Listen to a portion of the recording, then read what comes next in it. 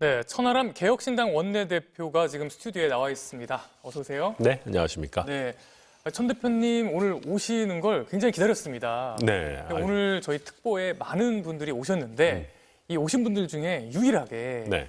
이 심판정 안에 계셨던 분이에요. 헌재 심판. 예. 그 현장에 바로 계셨던 분이어서 네. 왜냐하면 이제 국회 탄핵 소추 위원이시죠. 네, 탄핵 소추단하고 있습니다. 네. 현장에서 그걸 목격하신 분이라서 네. 그 현장 분위기를 좀 직접 듣고 싶었거든요. 우선 뭐 당연히 엄숙한 분위기였고요.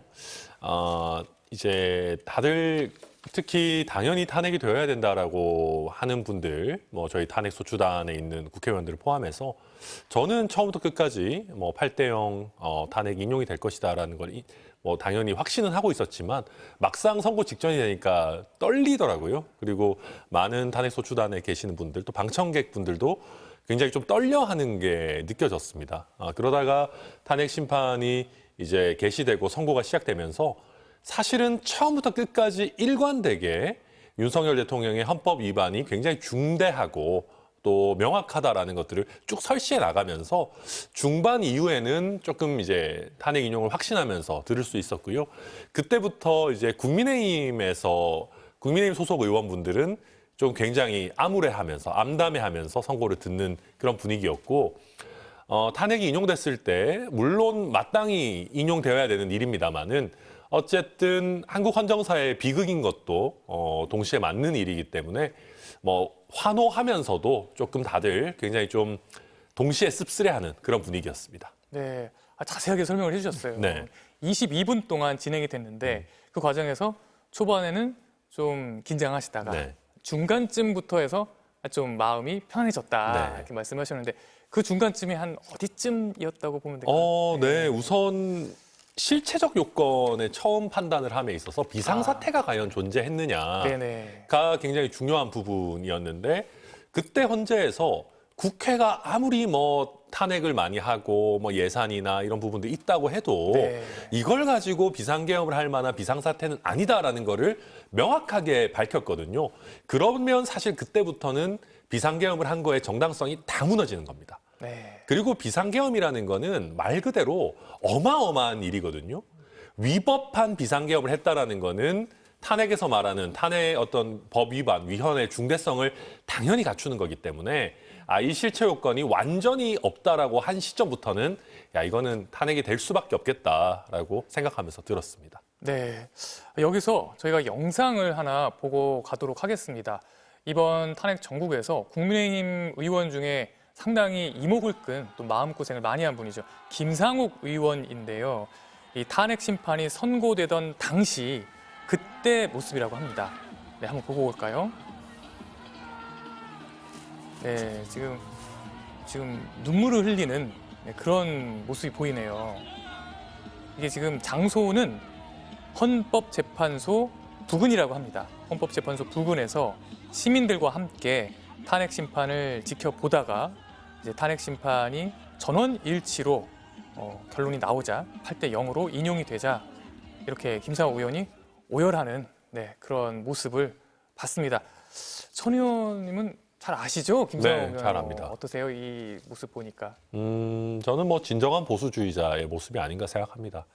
우리가 이제 뭐 진보 보수의 기준이라는 거는 참 정의하기는 쉽지 않습니다만은 그래도 우리가 보수에서 그럼 보수가 무엇을 지키는 것이냐라고 물을 때 많은 보수 정치인들이 헌법 질서를 지킨다, 자유민주주의 체제를 지킨다, 시장 경제 체제를 지킨다라고들 이야기하는데요. 오늘 헌재 결정은 정말 자유민주주의 체제를 수호하고 우리 헌법 질서를 지키기 위한 결정이었다라고 생각합니다. 그래서 저는 진정한 보수주의자라면 오늘 헌재 결정을 보면서 우리 진영이 대통령직을 상실했다라고 해서 비통해할 것이 아니라 물론 안타까운 일이지만 우리 헌법 질서가 그 회복력을 발휘해서 우리 체계를 잘 보수했구나, 잘 지켰구나라고 하는 어떤 감격을 할 만한 지점도 저는 분명히 있다라고 생각합니다. 물론 김상욱 의원 다양한 감정이 있겠죠. 집권 여당의 일원으로서 대통령의 이런 폭주를 막아내지 못한 거에 대한 안타까움도 있을 것이고 여러 뭐 힘든 본인 당내에서 겪는 상황에 대해 힘든 것도 있겠지만 저는 김상욱 의원 진정성이 있는 보수주의자라고 생각하고 우리 헌정 질서가 회복력을 발휘한 것에 대해서 어쩌면 감격해서 흘리는 눈물이 아닐까 저는 뭐 그렇게 해석해 봅니다. 네, 이런 비상계엄 문제라든지 내란 문제라든지 이런 건 사실 보수 진보의 문제가 아니지 않습니까? 네. 그래서 개혁신당에서도 보수를 지향하면서도 이 부분에 대해서는 단호하게 반대하고 탄핵을 찬성해 왔는데 네. 이 김상호 의원 같은 경우에 그런 입장을 보였음에도 본인이 나는 보수주의자다, 나는 보수주의자이기 때문에 단호히 이 계엄에 반대한다 이렇게 얘기했는데 사실 그 이후에 너무 힘든 일을 겪었잖아요. 그래서 저도 오늘 권영세 비상대책위원장이나 권성동 원내대표가 입장문을 정말 잘 내주셨습니다. 저는 보면서 이분들이 그래도 법조인 출신으로서 뭐 최소한의 어떤 양식을 갖추고 있구나 생각했습니다. 바로 승복 메시지 나오고 헌재 결정을 존중하겠다는 내용들이 나왔을 때 참 잘하신 일이다라고 생각하면서도 동시에 그럴 거면 김상호 의원을 포함한 당내 소심파, 소장파들을 왜 그렇게까지 핍박했었어야만 했나. 사실 그 사람들이 옳았던 거거든요. 네.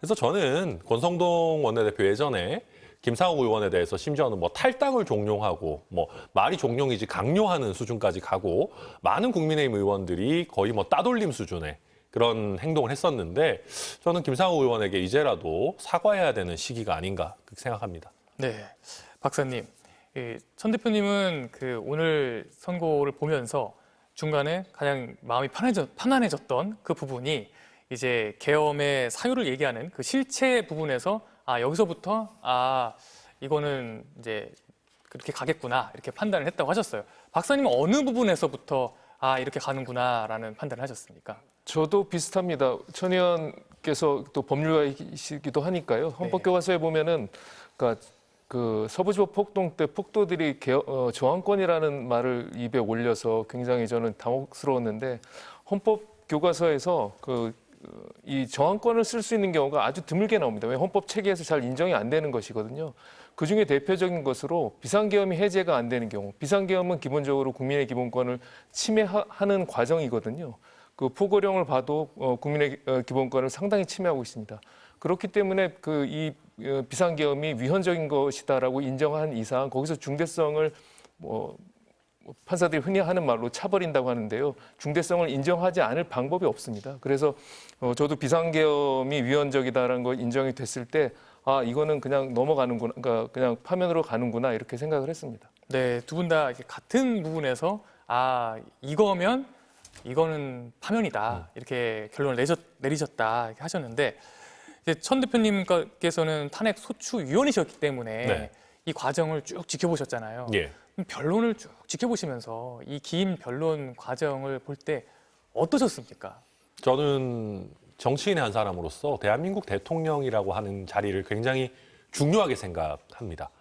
물론 오늘 헌재 결정을 통해서 헌법재판소가 우리에게 말해준 것은 대통령은 왕이 아니고 헌법과 법률의 범위 내에서 권한을 행사할 수 있는 어쩌면 임기제 공무원에 불과하다라는 걸 말해줬지만 그럼에도 불구하고 정치하는 사람들이 봤을 때 대통령이라고 하는 것은 국가 원수이자 국민 통합의 한 상징입니다. 그런 자리가 제가 소속된 정당 출신이든 아니든 뭐든 간에 좀 좋았으면 좋겠습니다. 저는 대통령이 좀 멋지고 무게감도 있고 잘했으면 좋겠다라는 생각을 국민의 한 사람으로서도 그렇지만 정치인으로서 가지고 있는데 그게 한없이 가벼워지는 게 저는 너무 싫었습니다. 그 변론을 보시면서 특히 어떤 부분에서 그런 걸 느끼셨어요? 제가 봤을 때 처음 이제 한 대통령이 처음 나와가지고 헌법재판소 왔을 때는 대통령이 입을 열면 그래도 재판관들이 약간 엄숙한 마음으로 무게감을 존중하면서 귀 기울여 들었습니다. 그런데 변론 막바지에 가서는 대통령이 얘기해도 재판관들이 솔직히 좀 듣는 둥 마는 둥 하는 게 느껴졌어요. 그게 느껴졌군요. 예, 제가 보고 있는데 그리고 하시는 말씀들이 너무 가벼워요. 오늘 결정문에서도 다 탄핵이 됐지만 뭐 부정선거 음모론 같은 것을 우리 대한민국 국가 원수라고 할 만한 분이 막 이야기하시고 재판관들이 그거 들으면서 사실 무슨 말씀하시나 이렇게 보고 있고 저는 그게 정치인의 한 사람으로서 굉장히 좀 고통스러웠습니다. 그래서 제가 국민의힘에 있는 정치인들한테 그런 얘기도 했었어요. 대통령 좀 그만 나오시라 그래라.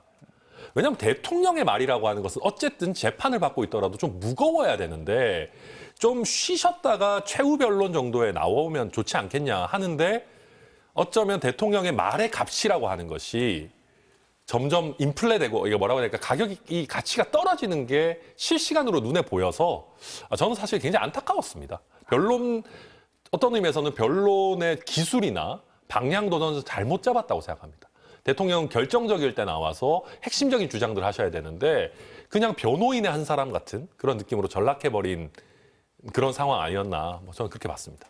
윤 전 대통령 입장에서는 더 적극적으로 변호하려고 본인이 또 이제 네. 검찰총장까지 했기 때문에 내가 법을 잘 아니까 내가 나가서 직접 말하겠다 하고 계속 나왔는데 사실은 현장에서 보기에는 나오는 게 그렇게 계속 나오는 게 어떻게 보면 더 손해였다고 볼 수도 있겠네요. 네, 저는 물론 이제 그런 겁니다.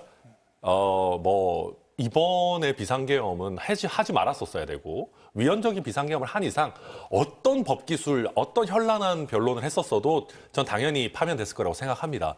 그럼에도 불구하고 저는 어쨌든 어떤 변론 기술적으로도 윤석열 대통령이 막 자기가 너무 막 이렇게 말을 많이 하고 싶은 나머지 여러 실책들을 범했던 것 아닌가.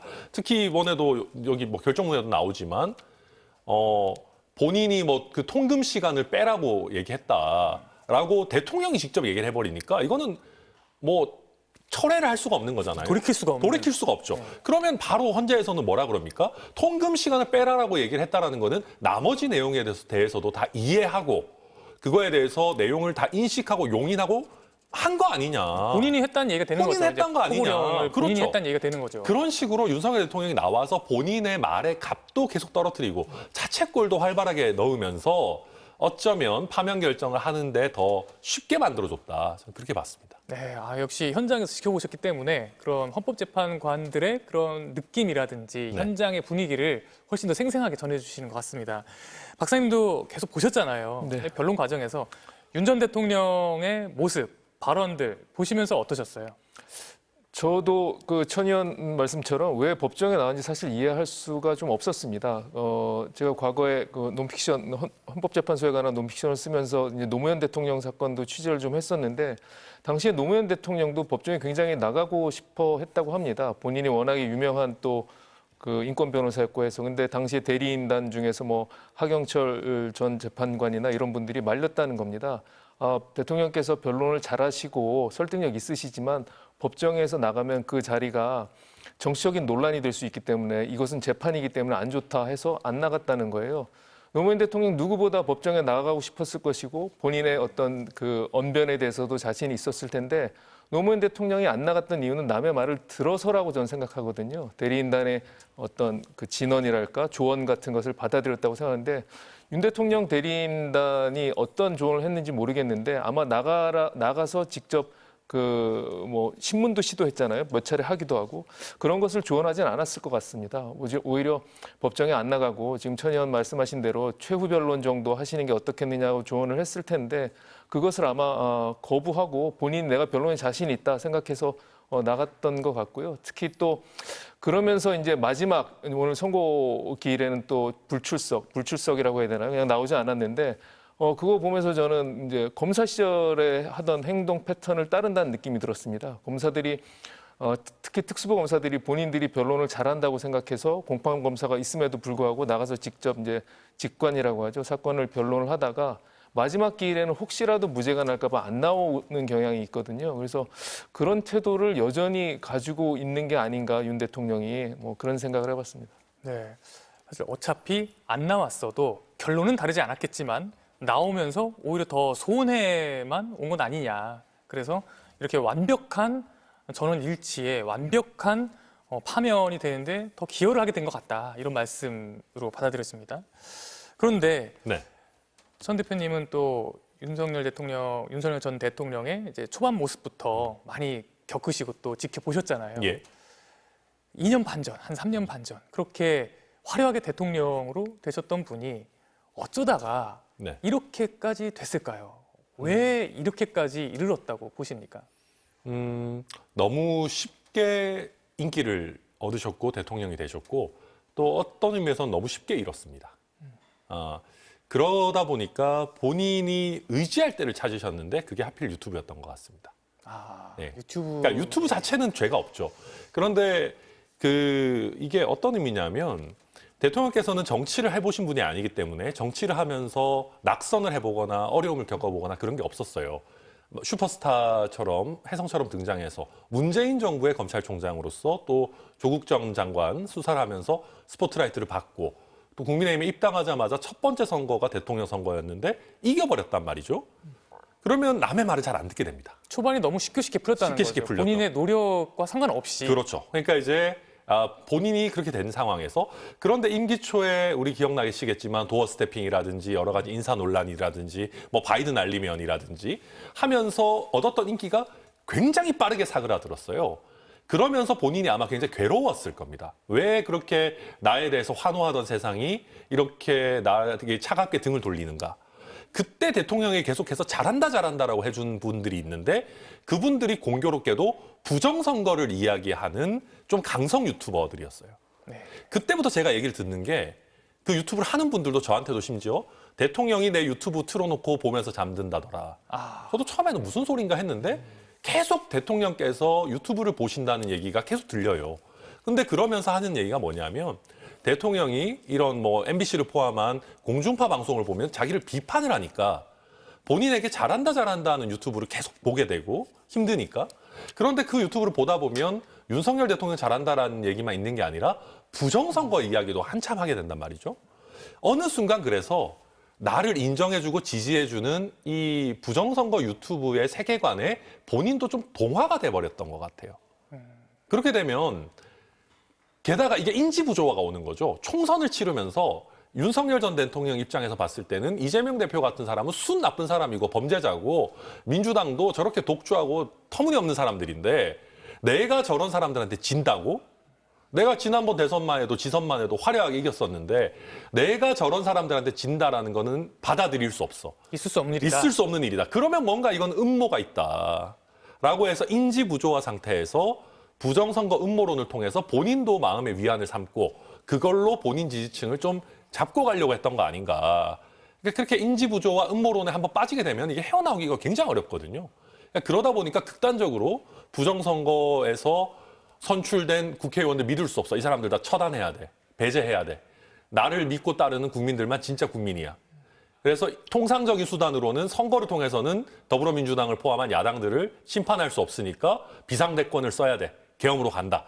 이런 말도 안 되는 본인의 어떤 음모론적 유니버스. 요즘 이준석 대표 표현으로는 망상에 빠져서 계속 그 길에 간 게 아닌가. 저는 굉장히 안타깝게 보고 있습니다. 사실 대통령이 그런 길로 나아간다면 네. 그 옆에서 그런 길로 나아가지 않도록 옆에서 잡아주거나 또 그 옆에서 함께 제대로 가는 길로 함께 가주거나 하는 그런 사람들이 또 필요한 것 아니겠습니까? 그래서 저는 오늘의 이 결정을 보면서요. 우리 국민들께서도 깜짝 스타를 대통령으로 만드는 거는 안 하셨으면 좋겠다고 생각합니다. 그게 왜 그러냐면 신뢰할 만한 참모의 존재라고 하는 것도 굉장히 중요한 요소입니다. 그런데 윤석열 대통령 곁에는 신뢰할 만한 검찰 후배들은 많이 있었을지 모르겠지만 함께 정치를 해나갈 정치적 동지들은 사실 없었습니다. 근데 윤 전 대통령 주변에 또 국민의힘 정치인들도 또 많이 있었잖아요. 그렇죠. 많이 네. 있었지만 그분들과 윤석열 대통령이 오랜 기간 동고동락하고 함께 정치를 하면서 동지적 관계를 쌓은 게 아니에요. 그러니까 국민의힘의 수많은 어떤 베테랑 정치인들도 대통령에게 직언을 하기 어렵다라는 거죠. 물론 표면적으로는 내가 직언을 해도 윤석열 전 대통령이 엄청나게 화를 내고 질책을 하고 뭐 경로를 하니까 못한다라고 하지만 오랜 기간 정치적 동지 관계를 하고 신뢰 관계를 쌓은 분들은 경로를 해도 아이 대통령님 왜 그러시냐고 그럼 내가 직을 걸고라도 반대하겠다. 나랑 같이 한 세월이 몇 년인데 나 못 믿냐 라고 하는 사람이 있어야 되는데 그런 사람이 사실 없었던 겁니다.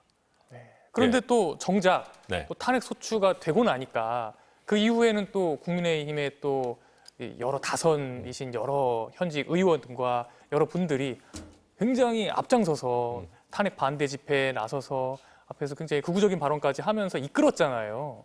이분들의 길은 과연 그 이후는 또 맞았다고 볼 수 없는 것 아닙니까? 그분들은 솔직히 말하면 대통령을 지키는 게 아니고 본인들의 정치적인 이익을 위해서 움직였다고 생각합니다. 이게 우리 정치가 양극화가 심해지면서 최소한 당내 선거에 있어가지고는 극단적인 목소리의 힘이 훨씬 더 커졌습니다. 그거는 뭐 양쪽 진영 다 저는 마찬가지 현상이라고 생각하는데 이번에 윤석열 대통령 사태는 너무 좀 극단적이었던 건 맞고요.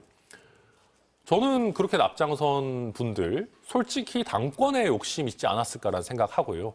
특히 대선 주자를 해야 된다라고 생각했던 분들도 중도적인 어떤 뭐 포석이나 뭐 본선 경쟁력 같은 거는 일단 내가 국민의힘 후보가 되고 보자. 경선에서는 일단은 당원들의 표심을 잡아야 내가 후보가 되는 거니까 당원들의 지지를 받고 있는 윤석열 대통령을 등에 업어야 된다라고 생각한 어떤 그런 자기 정치 판단인 거지 저는 진정으로 윤석열 대통령을 위했다 그렇게 생각하지 않습니다. 진정으로 윤석열 대통령을 위했으면 그전부터 대통령이 음모론에 빠졌다는 시그널이 나왔을 때 그때 도왔어야죠. 비상계엄 하겠다 그랬을 때 그때 말렸어야죠.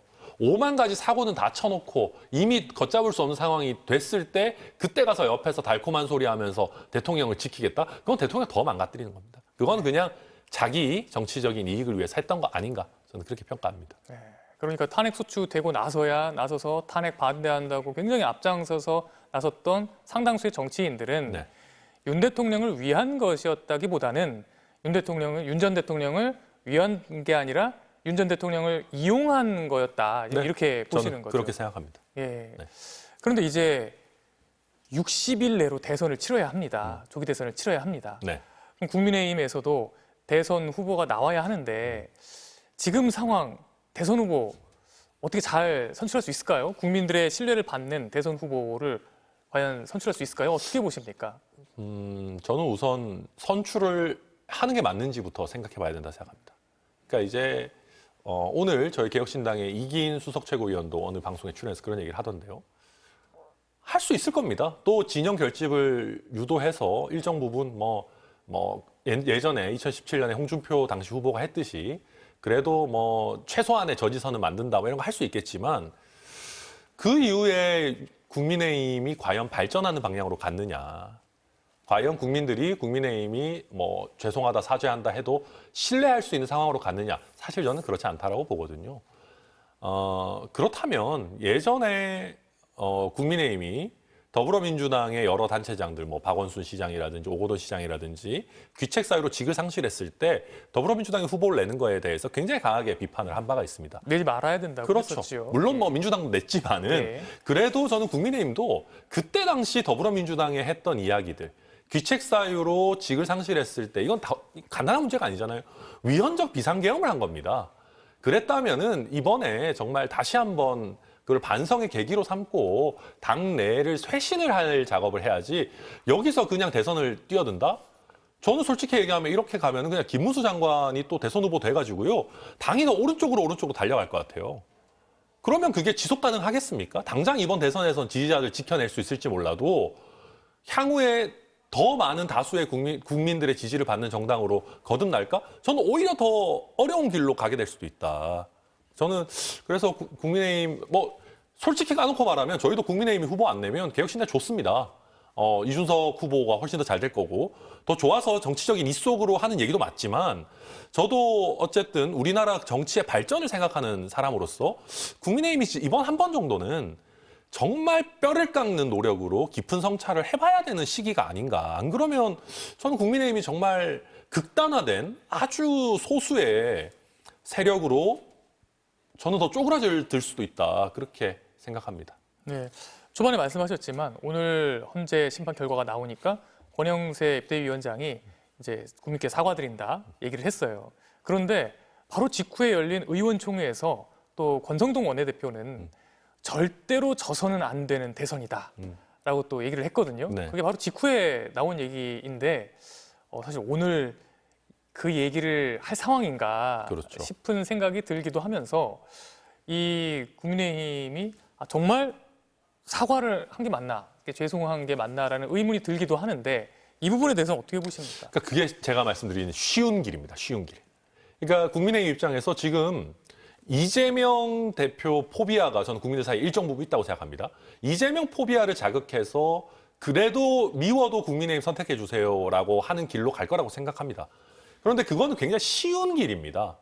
그리고 그건 굉장히 그냥 반사체적인 정치를 하는 거죠. 이재명 대표 안 됩니다, 안 됩니다 해서 그런데 그런 얘기를 하려면 최소한 염치가 있어야 되는 거죠. 본인들이 한 잘못에 대해서 정말 진지한 반성을 하고 뭔가 현실적으로 달라지는 쇄신책이 나오고 그러니까 이재명 대표 말고 저희를 선택해 주세요가 돼야 되는데 오늘 탄핵 결정이 나온 당일에 바로 져선 안 된다. 그 얘기는 그냥 이재명 대표 안 되니까 뭐 우리가 잘하든 못하든 뭐 좀 부족한 게 있어 저희 찍어 주십시오. 이 얘기거든요. 오늘 할 만한 얘기는 아니죠. 네. 근데 계속 그렇게 갈 것 같아요. 쉬운 길로. 네. 네. 근데 이렇게 말씀 나눴습니다만 이번 그 내란 사태를 보면서 많은 분들이 그런 것도 겪었습니다. 이게 우리 헌법과 우리의 민주 질서가 굉장히 완성돼 있다고 생각을 했는데 이걸 보면서 빈 구멍이 많이 있구나.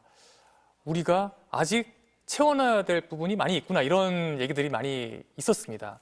이런 일이 다시 반복되지 않으려면 과연 우리가 어떤 게 필요한가 이런 생각이 드는데 박사님 보시기에는 또다시 이런 일이 반복되지 않으려면 법적으로나 제도적으로나 좀 어떤 개선이나 개혁이나 어떤 대책이나 이런 게 좀 필요하다고 보십니까?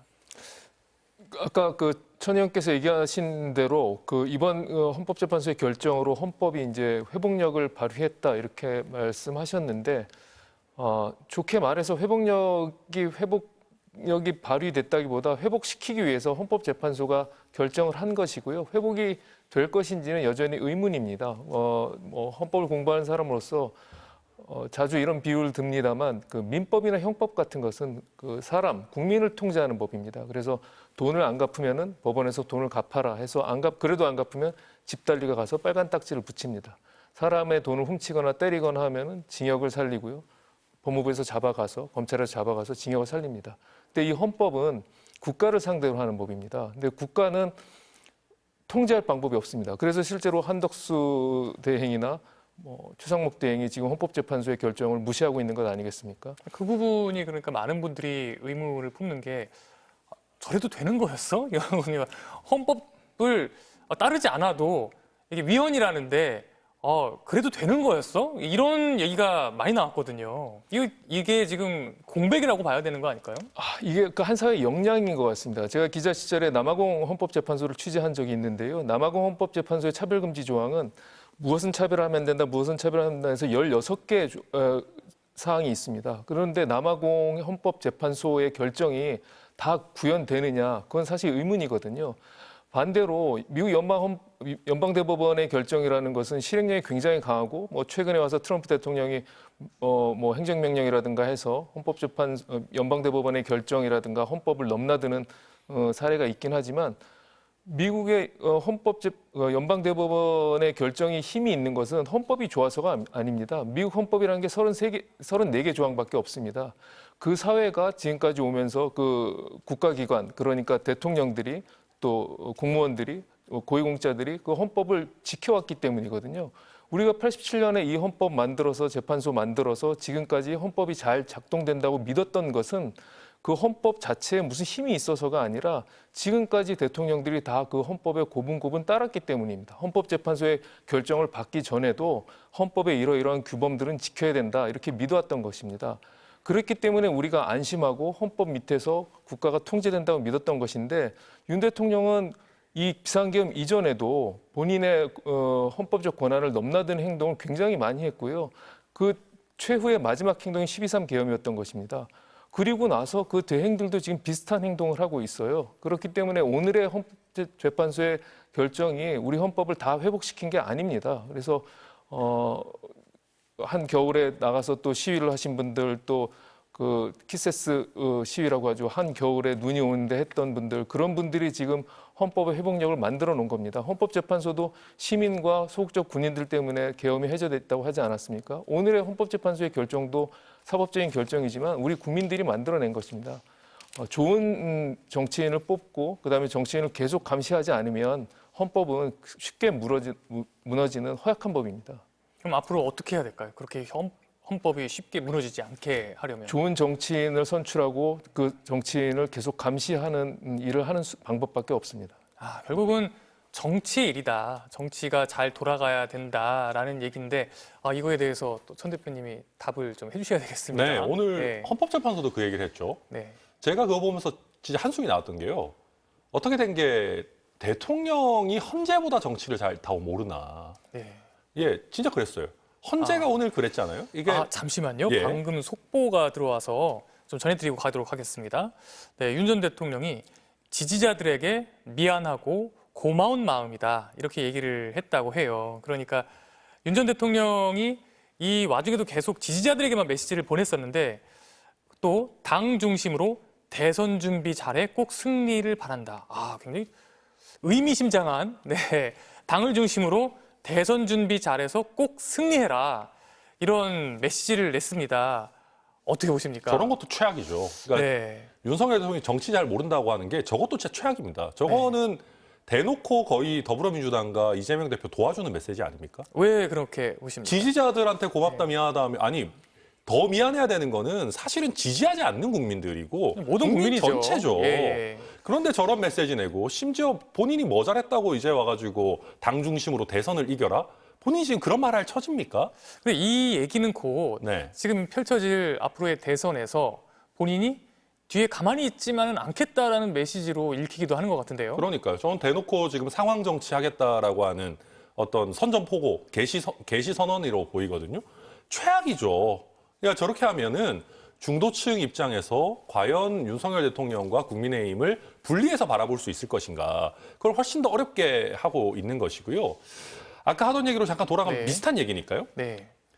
그러니까 정치라고 하는 것이 결국은 설득을 해야 되고 본인이 네. 선거에서 지게 되면 그 진거를 감수하고 상대 정당에게 더 많이 내놓으면서 타협을 해야 되는 거잖아요. 죄송합니다. 속보가 예. 하나 또 계속 들어와서. 나왔네요. 네. 예, 국민의힘 지도부가 관저에 위로 방문을 했네요. 이게 사실 다 연결되는 얘기입니다. 예. 그 얘기가 그 얘기인 것 같기도 해요. 네.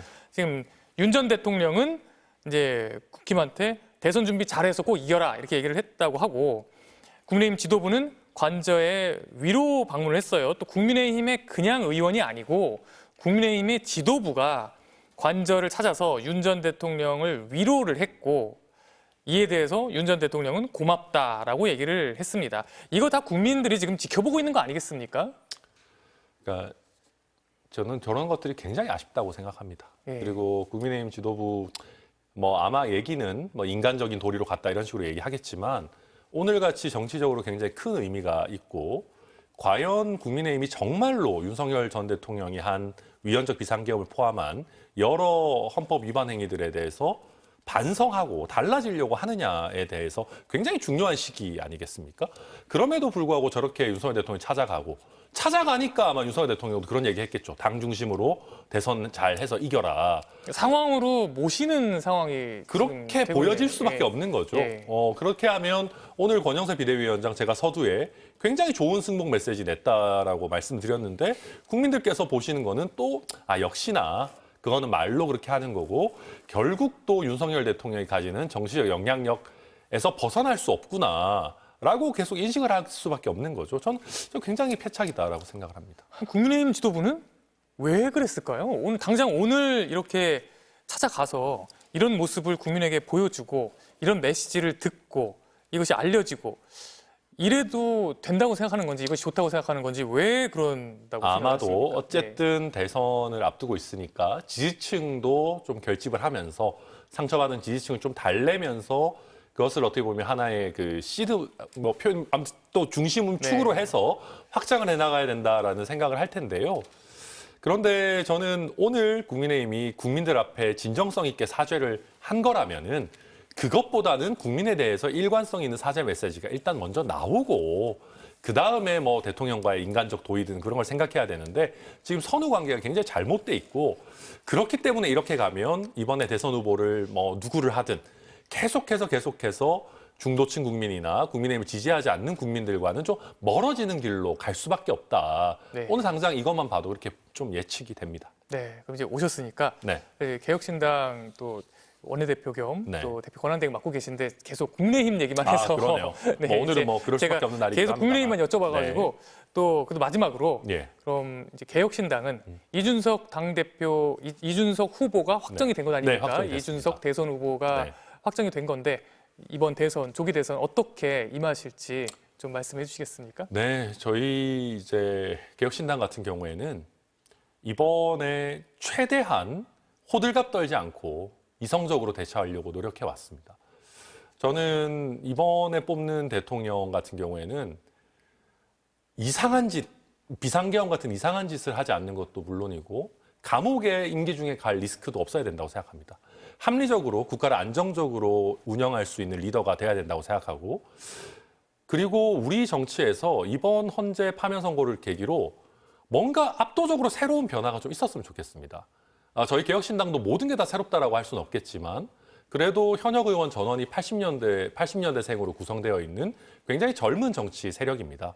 그래서 이번 개혁신당 또 이준석 후보를 중심으로 해서 우리 정치가 이번에는 조금 한번 세대 교체를 하고 기존의 산업화 세력과 민주화 세력이 그냥 부딪히기만 하는 정치에서 조금 과학기술이나 미래를 생각하는 조금 더 대화와 타협을 할 수 있는 그런 합리적인 정치로 세대 교체를 해나가야 되는 좋은 시기가 아닌가, 그렇게 저희는 국민들을 좀 설득해 나가고자 생각하고 있습니다. 네, 알겠습니다. 오늘 나와주셔서 감사합니다. 네, 감사합니다.